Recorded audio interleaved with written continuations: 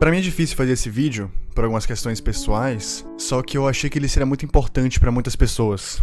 Esses últimos dias eu fiz uma thread no Twitter, né, e eu contava um pouco sobre o quão prejudicial era a pornografia. Não só numa questão de ser grandes conglomerados empresariais que exploram jovens, mas também como era prejudicial pra pessoa que consumia a pornografia. E eu vi muita gente que se identificou, muita gente que achou a thread muito bacana, muita gente que, assim como tava escrito com aquelas palavras, sofriam daquela mesma forma. E eu falei, cara, tem tanta coisa que eu não falei naquela thread, tanta coisa que eu podia ter falado a mais, só que, né, a limitação do Twitter não deixou, que eu decidi fazer um vídeo inteiro só pra isso. Vocês estão vendo que ele é um pouco diferente do normal, já que eu tô mostrando a minha cara pra vocês, só que eu achei que, sei lá, botar uma gameplay de fundo, ou só ficar colocando gifzinhos engraçados, não ia ser suficiente. Sabe, não ia mostrar o quão sério é isso. Então eu achei melhor aparecer. Eu acho que isso é o suficiente. Eu separei os problemas que eu quero falar nesse vídeo em três problemas. Tem os problemas gerais, que são aqueles problemas que não englobam você, mas também englobam, é tipo algo bem geral, algo que é mais do que só uma ou duas pessoas, é algo geral. Tem os problemas psicológicos, que são aqueles problemas que afetam você psicologicamente, que afetam a pessoa psicologicamente. E tem os problemas fisiológicos, que não tem a ver com a mente, não tem a ver com o teu psicológico, e sim tem a ver com o teu corpo. Tem a ver com teus hormônios, a tua emissão. É algo mais endócrino, é algo um pouquinho mais biológico, mais fisiológico. Eu achei bacana separar nesses três, porque primeiro, organiza melhor os meus pensamentos, e também, se você tiver interesse, aqui na descrição tem a parte de cada momento, né, cada um desses problemas, então você pode se guiar muito mais fácil, e porque cada problema é importante ser dito separadamente, porque não é todo mundo que tem um, não é todo mundo que tem outro, então só generalizar colocando tudo no mesmo barco talvez não seja a melhor coisa possível. Enfim, vamos lá. Primeiro problema, problemas gerais. Sabem, eu acho que é tipo o principal da crítica à pornografia, que é a indústria da pornografia como um todo. Pelo que eu tava vendo em alguns sites, o consumo de pornografia, né, o acesso a sites de pornografia em 2015 e 2018 ultrapassava o acesso a sites como Netflix, como Disney. Isso é muito louco, sabe? É muita visualização, é muito clique. Isso em 2015, em 2018, o que significa que era uma época pré-pandemia. Agora imagina quando todo mundo teve que ficar em casa, não conseguia se encontrar com a pessoa que se relacionava sexualmente, e por esse mesmo motivo também teve um aumento exponencial em 2020 de todo esse problema que já agrava muita gente, né? E isso fez com que a indústria se enriquecesse mais e mais e consequentemente explorasse muito mais pessoas, principalmente garotas novas. Tem um documentário na Netflix que eu não vou dizer que ele é incrível, mas que ele é muito bom, chamado Hot Girls Wanted, que é tipo, procuramos garotas bonitas, algo do tipo. E nesse documentário ele mostra toda a jornada de atrizes pornográficas amadoras, jovens de 18 e 19 anos, que tentaram ingressar nesse mundo pra ganhar algum dinheiro rápido. E é muito interessante esse documentário porque você consegue ver a nuance dos primeiros 30 minutos de documentário e dos últimos 30 minutos de documentário. Eu acho que isso é muito bacana de você fazer. E você vai ver que aquele discurso que elas falavam no início sobre empoderamento, sobre serem livres, sobre poderem ganhar o próprio dinheiro, cai por terra. Porque no fundo, por mais que a pornografia realmente gere um dinheiro rápido, realmente gere uma atenção, já que muitas garotas que entram nesse meio, não é nem pelo dinheiro, é simplesmente porque elas nunca tiveram atenção na vida delas, e simplesmente você tá no meio em que milhares e dezenas de milhares de pessoas simplesmente amam você, simplesmente escrevem comentários falando que você é linda, que você é incrível, que você é muito foda, aumenta a autoestima, faz você se sentir melhor consigo mesma. Ou seja, você ser uma atriz pornográfica, a curto prazo é muito bom, entre aspas, porque você ganha muito dinheiro, você ganha atenção, que é uma coisa que muita garota não tem, por causa da falta de autoestima, ansiedade, depressão, enfim. Você ganha atenção, você ganha amor, e você se sente pela primeira vez na sua vida parte de algo. Sabe? Isso é uma coisa muito importante no ser humano, se sentir parte de algo. O problema é quando esse algo destrói tudo, não só você, como tudo ao seu redor. E nos últimos 30 minutos, dá pra você ver como as pessoas elas ficaram devastadas em ter que se submeter a fazer coisas horríveis, em dar desgosto pros pais, pros amigos, pra pessoas ao redor dela, e perceber que no fundo, o maior motivo pelo qual elas estavam fazendo aquilo, que era o dinheiro, nem valia a pena. Tem até um trecho da principal, né, que era a Tress, que ela fala que no final, por mais dinheiro que ela tenha ganho, quando ela saiu da pornografia, ela saiu com menos de $2.000, de tão pouco que ela tinha ganho, sabe? Being a porn star was very expensive and it sucked because you're always spending money. rent, underwear and bras, nails, makeup, food, flights, and then we had to take 10% for Riley. I only made $25,000 in 4 months. And after I got out of porn, I had $2,000 left in my bank account. Outro caso que você pode ver, que esse eu acho que é até mais famoso do que esse documentário que eu falei, é o próprio caso da Mia Khalifa. A Mia Khalifa, se eu não me engano, ela foi por muitos anos a atriz adulta mais famosa do mundo, e ela depois desabafou, né? Ela foi em vários programas, ela falou pra várias pessoas justamente essa ideia de que não valia a pena. Era muito exploratório, era muito pouco o que você ganhava. Tipo, parecia que era muito, mas na verdade era pouco. I was scared. I was terrified. I didn't know what to do. I didn't know if I could tell him no. If I could just fucking leave, like, then what? Todo esse abuso psicológico, essas mentiras, essa falta de transparência, sabe? Tudo isso que engloba a indústria, eu não sei se realmente pode ser considerado, mas que quase entra na categoria de tráfico humano. Porque esses donos de canais gigantescos de pornografia, os donos das empresas, eles prometem muita coisa e no final não era tudo isso. E isso é um problema. Porque assim como qualquer outra droga, cocaína, metanfetamina, heroína, qualquer uma dessas drogas, você só tem todo um esquema rolando ali, você só tem todos os caras que vendem porque tem compradores. Então, você que assiste, querendo ou não, e gostando ou não, tu faz parte disso. Tu faz parte de uma galerinha que... Como é que eu posso dizer isso? Você faz parte de uma galerinha que tá influenciando, né? Aumentando cada vez mais uma cadeia de eventos horríveis. Mas assim, eu não quero colocar toda a culpa também no público, sabe? Porque tem muita coisa nesse buraco. Eu só falo que as pessoas fazem parte. E aí que vem o fatídico problema psicológico, que é a parte 2 desse vídeo. Eu não sei se vocês conseguem ver, mas eu fiz um Word aqui mostrando os 3 problemas, pra meio que ser uma pescazinha pra mim. Aqui tem os problemas gerais, não sei se dá pra ver, mas essa parte aqui na frente é problema geral. Aqui é problema psicológico e aqui é problema fisiológico. E no problema psicológico, eu separei 3 coisas muito interessantes, que são carga de dopamina muito alta, atrapalha relacionamentos com outras pessoas e disfunção sexual. E eu só fui perceber depois de um tempo, depois de que eu escrevi as 3, que no final as 3, elas meio que são a mesma coisa. Querendo ou não, elas são a mesma coisa. Como é que eu posso falar? Quando você tá vendo uma pornografia, ainda mais agora com o advento da internet, você tem uma liberdade gigantesca, uma liberdade estrondosa de procurar o que você quiser. Sério, se você quiser procurar anões em cima de piscinas com pessoas grávidas, sabe? Se você quiser pesquisar qualquer coisa, você vai achar em algum site, você vai achar alguém que faz o que você quer. E se você não achar, você pode pagar pra pessoas fazerem o que você quer. Então, assim, as possibilidades são literalmente infinitas. Tem um negócio que dizem que se todos os seus desejos fossem imediatamente completos, você se tornaria uma pessoa vazia e sem rumo nenhum na sua vida. Eu sinto que é algo mais ou menos que acontece com a pornografia. Quando você consome muito daquele conteúdo extremamente real, daquele conteúdo fetichista, daquela coisa que você nunca veria na vida real, ou que se você veria seria muito difícil, você vai elevando a sua taxa de dopamina. Claro, você tá vendo algo incrível, você tá vendo algo surreal, algo que você nunca viu na sua vida. Isso é muito foda.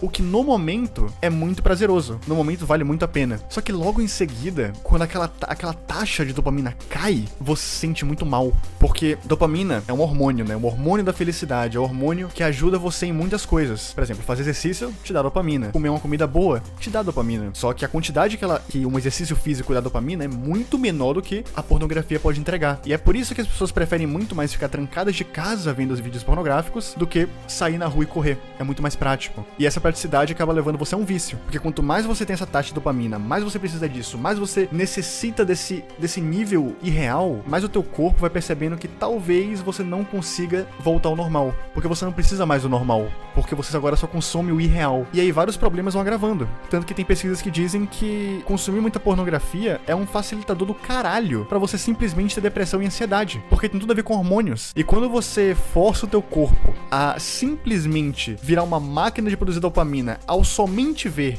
aqueles vídeos, só se você vê aqueles vídeos você vai ter aquela carga, se você não vê, você entra em abstinência. E quando você entra em abstinência, acontece as coisas que eu citei aqui, que é a depressão, a ansiedade, a dificuldade de se relacionar com outras pessoas, porque sendo bem sincero, se você consome o irreal o tempo todo e você tem uma namorada ou um namorado, a dificuldade que você tem de ter vontade de fazer alguma relação com aquela pessoa baixa muito, porque você não vê motivo, sabe? Você consegue ter um prazer 10 vezes maior na internet. Por que você vai fazer aquilo com aquela pessoa? Por que você vai fazer algo tão comum e banal com uma pessoa se você pode fazer algo 10 vezes melhor só olhando pra uma tela? E isso vai acabando com o seu relacionamento. Então a pornografia, além de deixar você com uma disfunção no seu relacionamento, deixa você numa disfunção, numa alienação com todas as mulheres. Tanto as que você se relaciona, tanto as que você não se relaciona. Isso é muito grave. Isso é muito grave pro teu convívio social, tá ligado? Isso fode você no teu social, cara. O que eu quis dizer aqui, que talvez tenha ficado um pouco difícil de entender, é que quando você tá sujeito a um âmbito muito machista, que é a pornografia, ao longo do tempo tu vai criando uma visão alienada e objetificadora das mulheres ao seu redor. E você acaba, né, distorcendo as tuas relações e piora bastante. Parece brincadeira, né? Parece piada, mas não é. Ver pornografia atrapalha você no teu convívio social por completo. E é foda.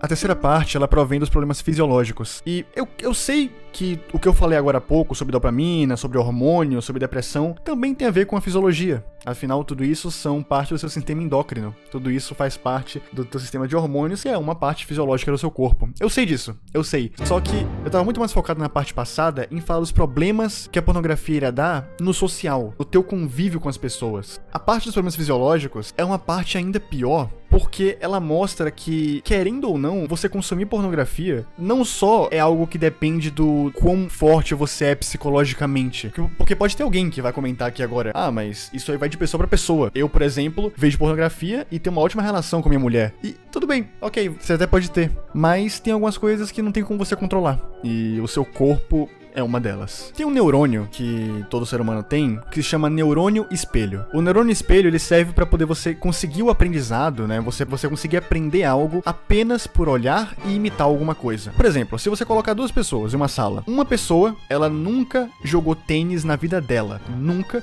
E ela nunca viu nada de tênis na vida dela. E a segunda pessoa, ela nunca jogou tênis na vida, mas ela tá há 10 anos vendo partidas e mais partidas de tênis na televisão. Ela consome tênis praticamente todo dia. Quem você acha que vai saber jogar melhor tênis pela primeira vez? A pessoa que nunca jogou e nunca viu?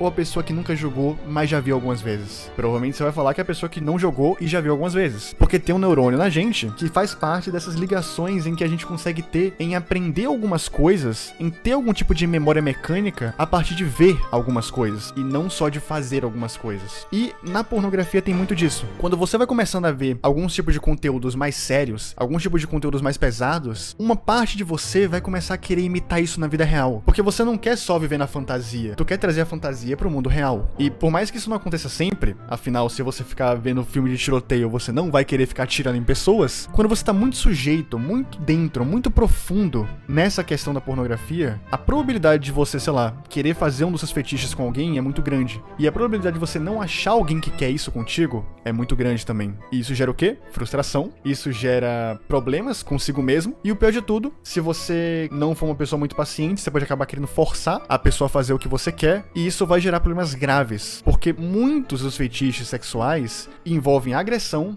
espancamento e coisas não muito agradáveis.